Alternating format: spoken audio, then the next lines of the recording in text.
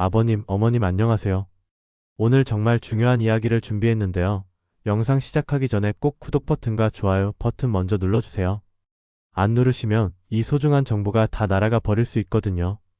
알고리즘이라는 게 참 무서워서 말이죠. 자, 그럼 이제 시작해 볼게요. 혹시 아버님, 어머님께서 지금까지 열심히 보험료 내고 계신 게 있으시죠? 그 보험에 숨겨진 놀라운 비밀이 있다는 거 아시나요? 99%의 사람들이 모르는 정말 놀라운 방법이 있어요. 제가 왜 이런 이야기를 하냐면요. 얼마 전에 제 지인 아버님께서 이 방법을 몰라서 정말 큰 손해를 보신 일이 있었거든요. 그분은 평생 성실하게 보험료를 내셨는데 정작 필요할 때는 그 혜택을 제대로 받지 못하셨어요. 그래서 저도 우리 아버님, 어머님들께 꼭 알려드리고 싶어서 이 영상을 준비했답니다. 사실 이 방법은 금융위원회에서 공식적으로 발표한 내용이에요. 하지만 너무 어렵게 설명되어 있어서 일반 분들이 이해하기가 쉽지 않죠. 그래서 제가 쉽게 풀어서 설명드리려고 해요. 먼저 이야기의 배경부터 말씀드릴게요. 우리나라가 점점 고령화되면서 정부에서도 어르신들의 생활 안정을 위해서 여러 가지 제도를 만들고 있어요. 그 중에서도 특히 주목할 만한 게 바로 이 방법인데요. 아버님, 어머님께서 지금까지 보험료를 내시면서 나중에 내가 세상을 떠나면 자식들에게 이 돈이 갈 거야 라고 생각하고 계셨을 거예요. 그런데 잠깐 혹시 이런 생각 해보신 적 없으세요? 내가 살아있을 때 이 돈을 쓸 수 있으면 얼마나 좋을까? 바로 여기서 오늘의 핵심이 나와요. 놀랍게도 실제로 그런 방법이 있거든요. 아버님, 어머님이 지금까지 열심히 납부하신 사망보험금을 살아계실 때 연금처럼 받을 수 있는 제도가 있어요. 이걸 전문 용어로는 사망보험금 유동화라고 부르는데요. 쉽게 말하면 나중에 받을 돈을 지금 당장 받을 수 있게 바꾸는 거예요. 마치 은행에서 정기예금을 중도해지해서 돈을 찾는 것과 비슷한 개념이죠. 그런데 이게 어떻게 가능한 걸까요? 자세히 설명드릴게요. 먼저 조건부터 알아보죠. 이 제도를 이용하실 수 있는 분들은 만 65세 이상이시고 보험에 가입한 지 최소 10년 이상 되신 분들이에요. 그리고 보험사에서 정한 건강 기준을 충족하셔야 해요. 너무 복잡하게 들리실 수도 있는데 사실은 그렇게 까다롭지 않아요. 이 제도의 가장 큰 장점은 뭐냐면요. 아버님, 어머님께서 살아계실 때 실제로 돈을 쓰실 수 있다는 거예요. 병원비가 필요하시거나 생활비가 부족하시거나 손자, 손녀들에게 용돈을 주고 싶으실 때 이 돈을 활용하실 수 있는 거죠. 실제 사례를 하나 들어드릴게요.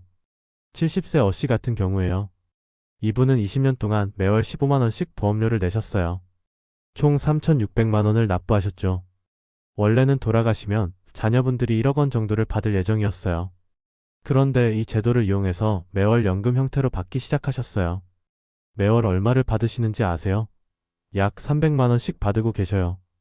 1년이면 3,600만원이고 20년 동안 총 7,200만원을 받으실 수 있어요. 물론 이렇게 되면 나중에 자녀분들이 받을 상속금은 줄어들겠죠. 하지만 아버님께서 살아계실 때 여유로운 생활을 하실 수 있고 자녀분들 입장에서도 부모님이 경제적으로 안정된 생활을 하시는 모습을 보는 게 더 큰 효도라고 생각하시더라고요. 그런데 여기서 주의하실 점이 있어요. 이 제도를 이용하시면 기존 보험의 일부 혜택은 포기해야 할 수도 있어요. 예를 들어 질병이나 사고로 인한 특별 보장 같은 것들 말이죠. 그래서 신중하게 결정하셔야 해요. 또 다른 주의사항은 유동화 과정에서 여러 가지 수수료가 발생한다는 거예요. 보험사마다 다르지만 보통 전체 금액의 5-10% 정도예요. 이 부분도 꼭 확인하고 계약하셔야 해요. 그럼 이제 실제로 어떻게 신청하는지 알아볼까요? 먼저 본인이 가입한 보험회사에 문의하세요. 몸이 괜찮으시면 직접 지점에 방문하시는 게 가장 좋아요. 편한 신발 신고 가셔서 직접 상담 받아보세요.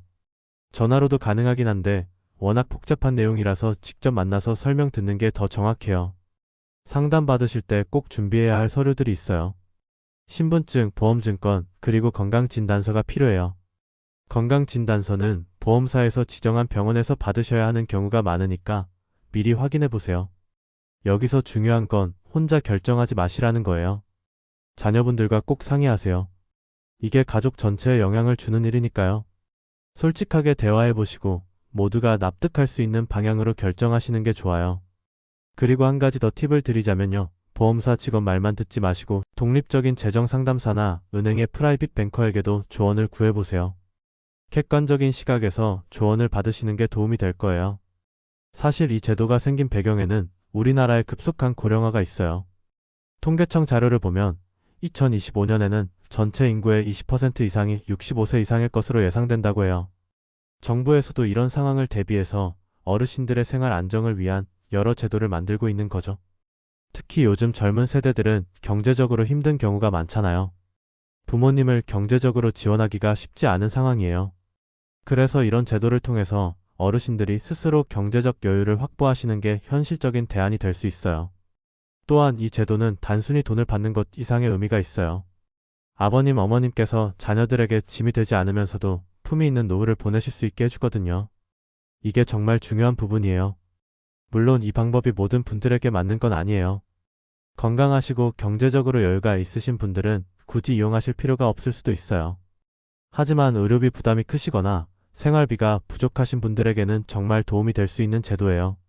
한 가지 더 말씀드리고 싶은 건 이 제도를 이용하시더라도 너무 성급하게 결정하지 마세요.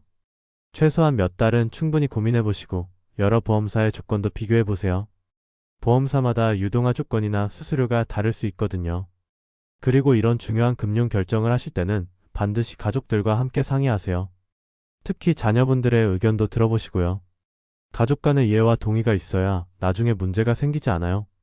마지막으로 한 가지 당부드리고 싶은 말씀이 있어요. 이런 정보를 접하셨을 때 너무 서두르지 마세요. 사기나 부당한 권유에 넘어가시는 경우가 있거든요.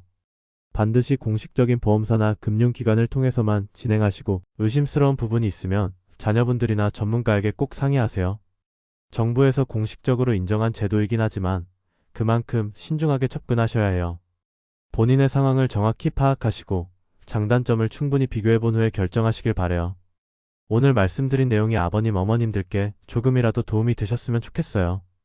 우리 부모님 세대가 평생 고생하시면서 모아놓으신 자산을 살아계실 때 제대로 활용하실 수 있는 방법이 있다는 걸 꼭 기억해 주세요.